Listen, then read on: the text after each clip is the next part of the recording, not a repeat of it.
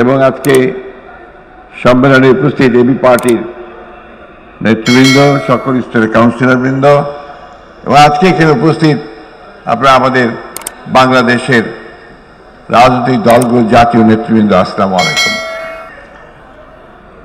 মজিবুর রহমান মঞ্জুর সঙ্গে সঙ্গে আমিও কিছুটা আবেগে আক্রান্ত। আমরা আজকে এখানে যারা বসে আছি, আমার সামনে যারা বসে আছেন, আমার একেবারে সামনে এই যে ছেলেরা আছে, আমার ডান দিকে যে আহত, সেই সংগ্রামে, সে লড়াইয়ে আমরা বাংলাদেশের সকল মানুষের সঙ্গে কাজ করেছি। আমার কিছু স্মৃতি আছে, তখন এবি পার্টির মঞ্জু সাহেবের সঙ্গে আমার কয়েকবার কথা হয়েছে, দেখা হয়েছে। আমরা একসাথে কি করে এই আন্দোলনকে সফল করা যায়, কেউ ঘরে থাকতে পারতাম না। আমাদের হাজার হাজার ছেলে, তারা বাড়ি ছাড়া হয়েছিল, ঘর ছাড়া হয়েছিল। আমাদের মানুষেরা গ্রামে যুদ্ধ, সংগ্রাম, লড়াই এর মধ্য দিয়ে কিন্তু আমরা এই জায়গায় আজকে এসে পৌঁছেছি।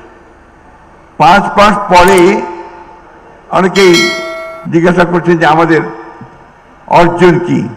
কাউন্সিলর যারা নতুনভাবে নির্বাচিত হয়েছেন, আমাদের মজিবুর রহমান মঞ্জু সাহেব এবং ব্যারিস্টার ফুয়াদ সাধারণ সম্পাদক হিসেবে, আমি তাদেরকে আন্তরিক অভিনন্দন, শুভেচ্ছা জানাচ্ছি আমার দল বাংলাদেশ জাতীয়তাবাদী দলের পক্ষ থেকে, আমার নেত্রী দেশনেত্রী বেগম খালেদা জিয়ার পক্ষ থেকে, আমার নেতা জনাব বাবুতের চেয়ারম্যান জনাব তারেক রহমানের পক্ষ থেকে। ফ্যাসিস্টের বিরুদ্ধে গণতান্ত্রিক সংগ্রাম খুব কমই সফল হয়।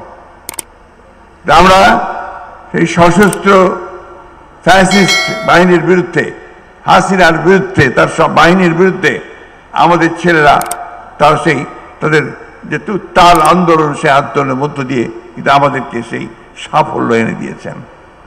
আমি অতীতে বেশি যেতে চাই না, আমি শুধু এইটুকু বলতে চাই যে আমরা একটা ভয়াবহ দানবের হাত থেকে রক্ষা পেয়েছি। আজকে একটা পরিবেশ এসছে, যে পরিবেশে আমরা আবার নতুন করে বাংলাদেশকে নির্মাণ করবার স্বপ্ন দেখছি, কথা বলছি। আমরা যেন এই পরিবেশটা, এই স্বপ্নটাকে যেন নষ্ট করে না দিই।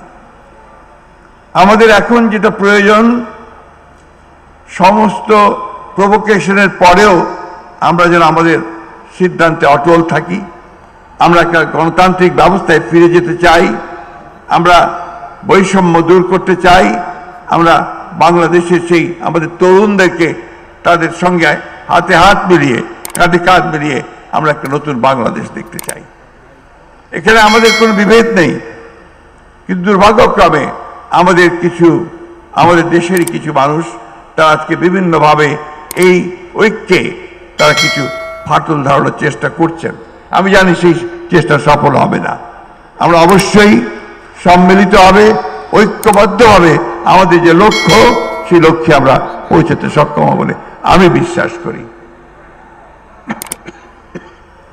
আমি খুব সুস্থ নই, আর সেই জন্য বেশি কথাও বলবো না, শুধু এইটুকু কথা বলে শেষ করতে চাই যে আজকে বাংলাদেশকে নতুন করে নির্মাণ করবার যে স্বপ্ন আমরা দেখছি, সেই স্বপ্নকে বাস্তবায়িত করতে হলে আমাদের কিন্তু একটু ধৈর্য ধারণ করতে হবে, ধৈর্য ধরতে হবে এবং হঠকারিতা করে, ভুল সিদ্ধান্ত নিয়ে, ভুল পদক্ষেপ করে আমরা যেন সেই সম্ভাবনাকে বিনষ্ট না করি, সেই বিষয়টা আমাদেরকে সবসময় লক্ষ্য রাখতে হবে। হ্যাঁ, দেশের অবস্থা অর্থনৈতিক দিক দিয়ে খুব ভালো নয়, রাজনৈতিক দিক দিয়ে ভঙ্গুর অবস্থা হয়ে আছে, একটা ভাসমান পরিস্থিতি আছে। আমরা সেইটাকে একসাথে করতে চাই, আমরা সেটাকে একখানে নিয়ে সবাই মিলেই আমরা এই সমস্যাগুলো সমাধান করতে চাই। সবাই মিলে একসাথে হয়ে যদি আমরা সেই দানবকে, ফ্যাসিস্টকে সরাতে পেরেছি, তাহলে আমরা কেন পারবো না আমাদের জন্য সত্যিকার অর্থে একটা নতুন সম্ভাবনার, একটা নতুন রাষ্ট্র নির্মাণ করতে। আমরা সংস্কারের কথা আগেই বলেছি, আবারও বলছি যে আমরা সংস্কার চাই। কিছু কিছু মানুষ আছেন যারা একটু ভুল বোঝানোর চেষ্টা করেন যে আমরা সংস্কার আগে নির্বাচন চাই বা নির্বাচনে যে অস্থির হয়ে গেছে, বিষয়টা কিন্তু সেটা না। এটা বুঝতে হবে।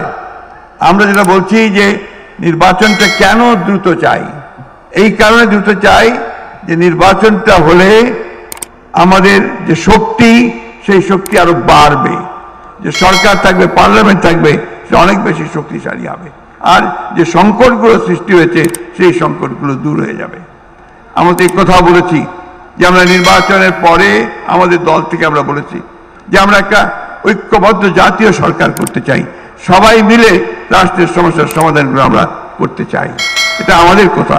এখন যারা অন্যান্য দলে আছেন, যারা রাজনৈতিক দলগুলো আছেন, তারা অবশ্যই এটা ভাববেন, চিন্তা করবেন এবং সেই হিসাবে তারা তাদের যে মতামত, সেই মতামত দেবেন। আমি বিশ্বাস করি তত্ত্বাবধায়ক সরকার, বা আমরা এটাকে বলছি না, আমরা বলছি ইন্টারিম গভর্নমেন্ট, সেই ইন্টারিম গভর্নমেন্ট তাদেরকে আমরা সমর্থন দিয়েছি, সমর্থন দিয়ে যাচ্ছি এবং এই সমর্থন দিয়েই তাদের পক্ষেই সম্ভব হবে আমরা একটা পথ খুঁজে পাবো, যে পথে আমরা সামনের দিকে এগিয়ে যেতে পারবো। আমার বাংলাদেশ পার্টি, এবি পার্টি একটা নতুন ইয়াং তরুণদের নেতৃত্বে এসছে।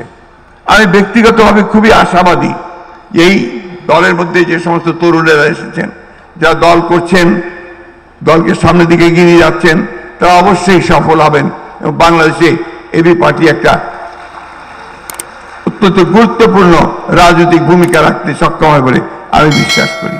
আমি আবারও সব শেষে আপনাদেরকে আহ্বান জানাবো যে আসুন আমরা সবাই ঐক্যবদ্ধ থেকে আমাদের যে স্বপ্ন, সেই স্বপ্নকে আমরা বাস্তবায়িত করি।